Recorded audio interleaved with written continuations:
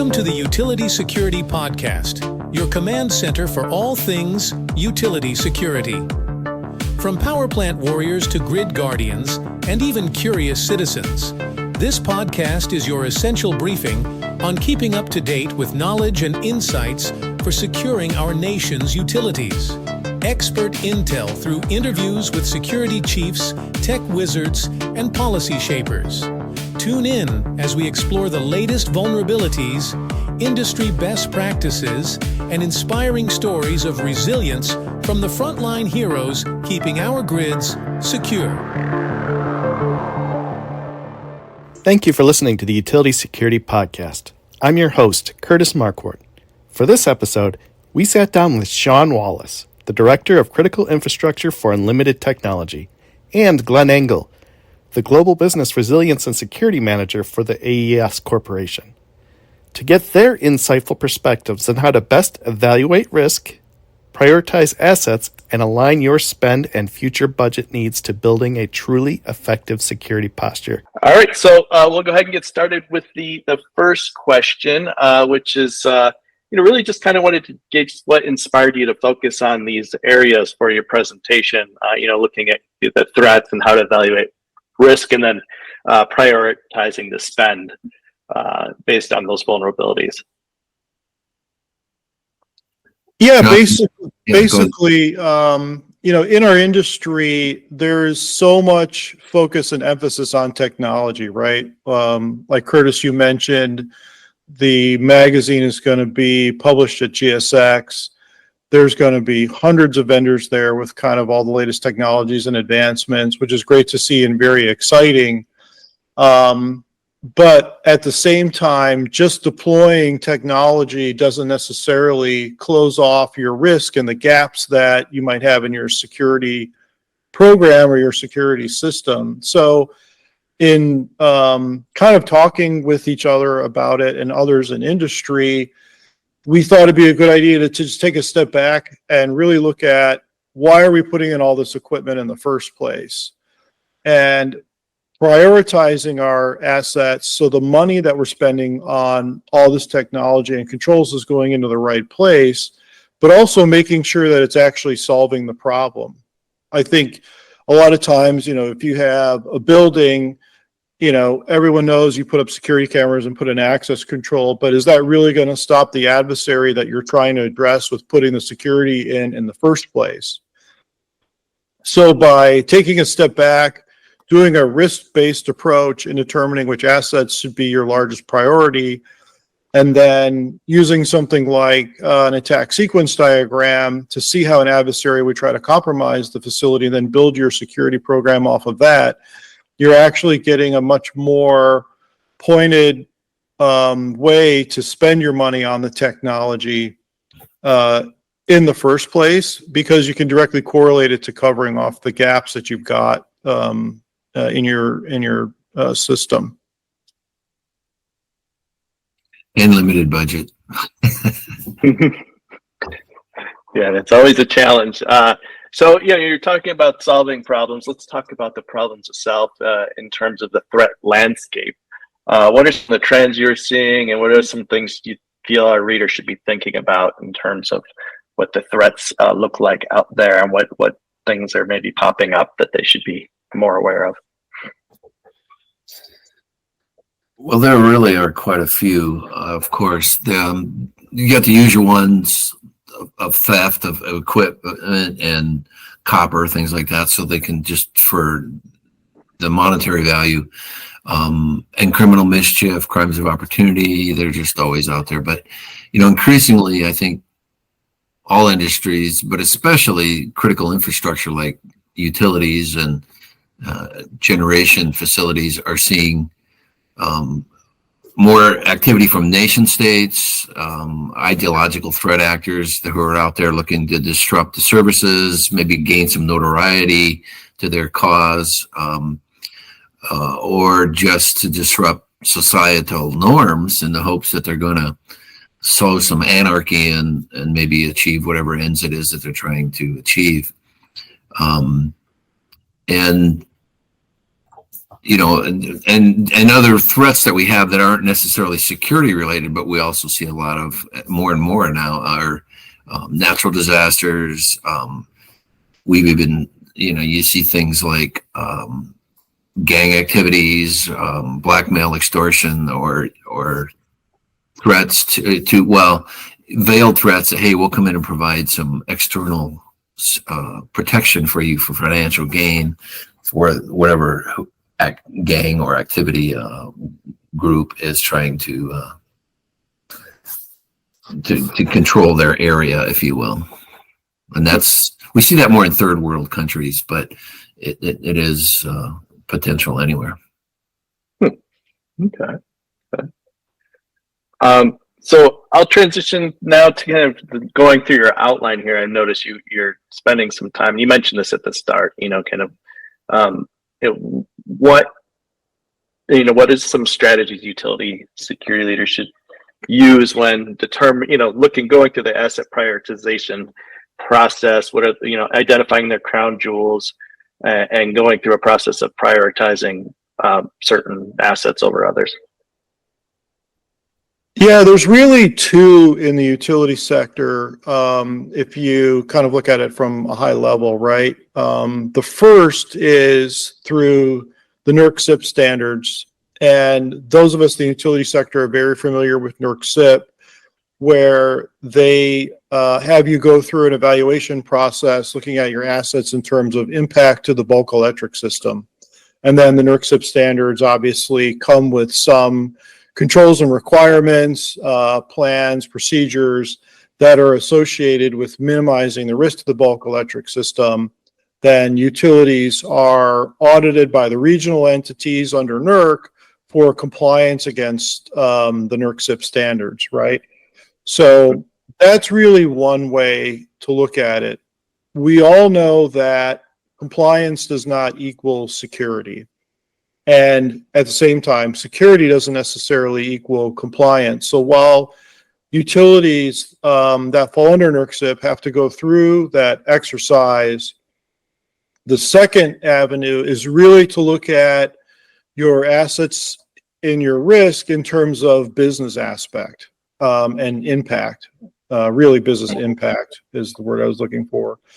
So you may have an asset that falls outside the NERC-CIP standards, but you've determined from a business standpoint that if that asset is compromised, the result is unacceptable to the business, or the level of risk that gets introduced with an asset being compromised is unacceptable to the business. So that really demands a second process where you're analyzing things against their impact to the business and prioritizing your risks based on that component of it.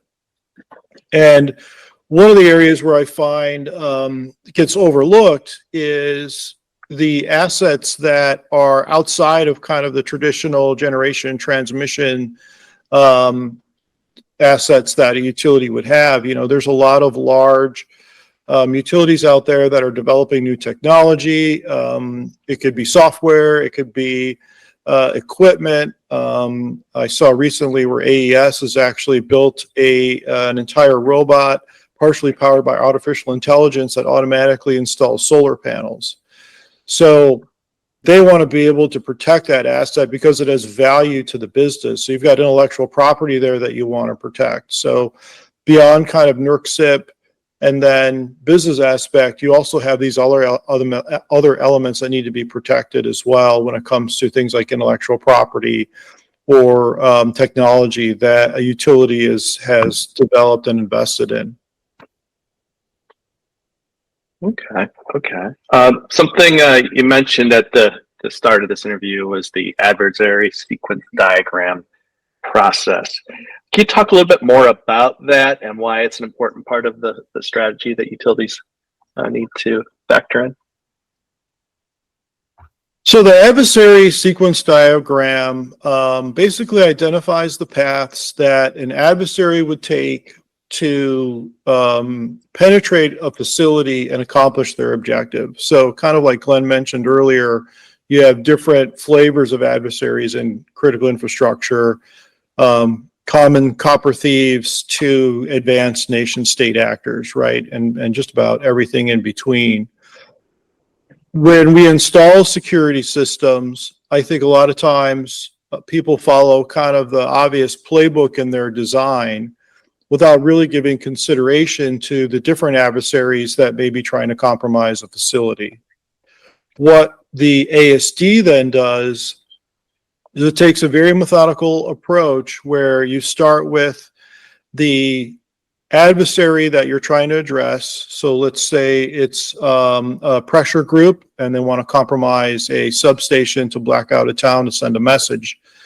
So then you develop a scenario based on how they would carry out that attack. And you use the scenario to time the different steps of the attack and then see how your security controls can either prevent, deter, or detect that adversary. And by going through this, it really daylights whether or not your physical security systems have been designed properly, because gaps become apparent right away. Every time I've done this exercise, gaps manifest themselves pretty easily.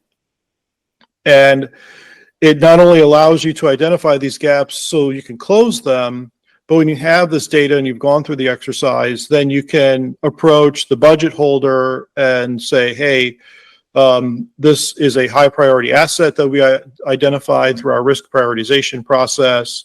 We've run these scenarios. The scenario is entirely realistic. You could take a look at it, and we've identified these two gaps. And I need this much funding to invest in these controls to close those gaps and dramatically reduce the chance that the adversary would be successful. Okay, that's a great segue to my next question, which is to talk a bit about, the spending part of it and the budget sort of aspect of this that, is part of your presentation. So using that data, you say is a great way to ask for budget. Are there any other strategies or recommendations you would give to our readers in terms of ways to prioritize spending and also go and ask for additional funds when needed? Well, one of the benefits of an ASD is that you kind of look at on an asset level, the infrastructure that you have in place currently, the potential attack vectors, what are maybe some of the easiest ways or the most likely ways that an adversary may come in to try and, grab the crown jewels or take you down, whatever they're trying to achieve. And by doing that, it's easier, I think, to go to management and say, look, I've done this analysis and I can, support it with some diagrams and some other data to help sell it, to say, this is where we need to spend our money, or this is where we need to prioritize our efforts on an asset by asset basis. So just because we have a substation, for instance, if it may not be the highest that serves X amount of customers, it may not be the highest level, or vice versa. We may look at something that says, well, this is a smaller substation, but it feeds a hospital or some other type of critical customer base that may impact not only them, but impact us as a business from a reputational standpoint, from a regulatory standpoint, or other things that could come in. And so you start to look at things differently than just monetarily. Okay. Yeah, it makes me think of that software issue a few weeks ago, and the cascading effects it had on airlines and all of that Microsoft bug, and to really think about the layers of customers that could be impacted. Final question, speaking, just want to kind of speak to kind of the leadership at utility organizations and just share some key perspectives or insights as it relates to the challenges of physically securing utilities. Some things maybe they're not in the trenches, but some insights they might need to know, or that our security folks should be communicating to those upper level folks. Yeah, in our industry, I've never found someone that says they want less security. And what you're really faced with is that we're trying to get the most amount of security or the most amount of risk reduction for the funding that's available. And that's just part of business.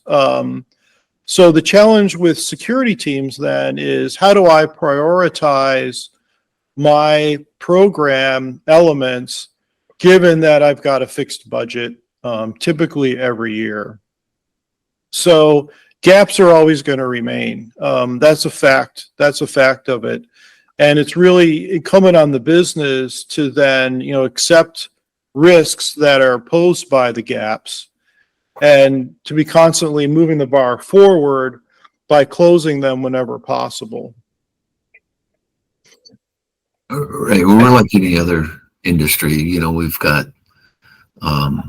everybody's clamoring for more dollars at budget time, right? We've got our marketing, and we've got our HR, and we've got our other groups that need to spend. So sometimes the other part of it is laying out a vision, of a roadmap to that management to say, look, we can't get everything that we want this year. We realize that, and we accept that. However, here's our 5-year plan, for instance, and these are what we'd like to see implemented in the next several years. So some of that is an awareness level and education of management that to help them realize what can be, what we should have, and that we're realistic in our expectations of what's going to happen when.